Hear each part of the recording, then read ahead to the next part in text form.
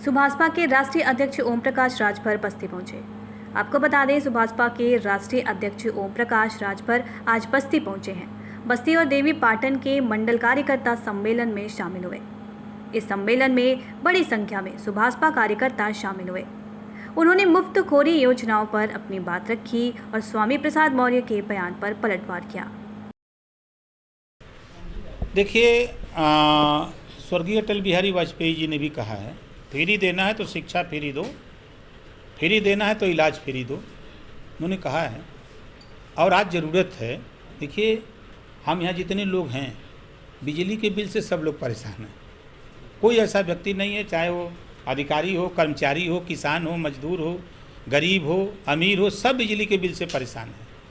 तो बिजली का बिल तो माफ़ होना चाहिए, महंगाई से निजात होनी चाहिए, एक समान अनिवार्य फ्री शिक्षा देश में लागू होनी चाहिए, गरीबों का इलाज फ्री में होना चाहिए, प्रदेश में देश में जातिवार जनगणना होनी चाहिए। आज आप बस्ती मंडल में, हम बस्ती ज़िले में हैं, आज जातियों की अगर गिनती पूछा जाए तो कोई जाति का एक्यूरेट गिनती नहीं है सरकारी आंकड़ा। तो इसकी गिनती हो जाए, जिसकी जितनी संख्या भारी उसकी उतनी हिस्सेदारी।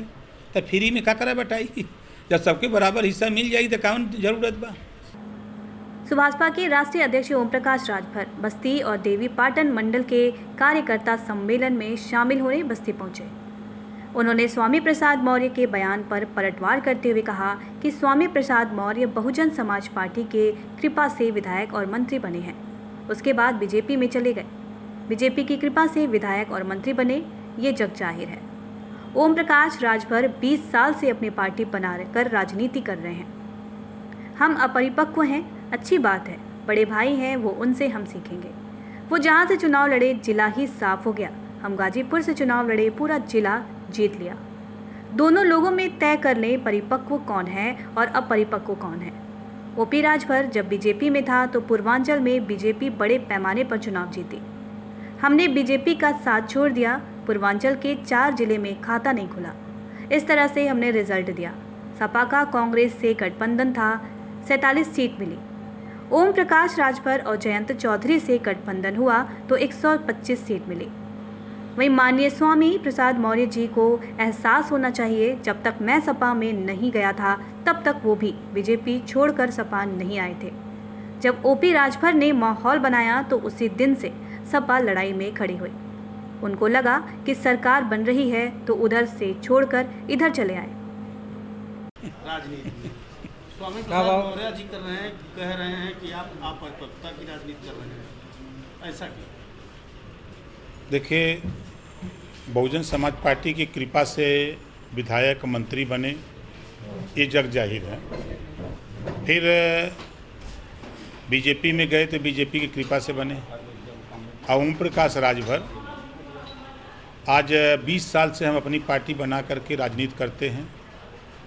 हम अपरिपक्व हैं, अच्छी बात है, सीखेंगे उनसे, बड़े भाई हैं वो जहाँ से चुनाव लड़े वो जिलवे साफ हो गया।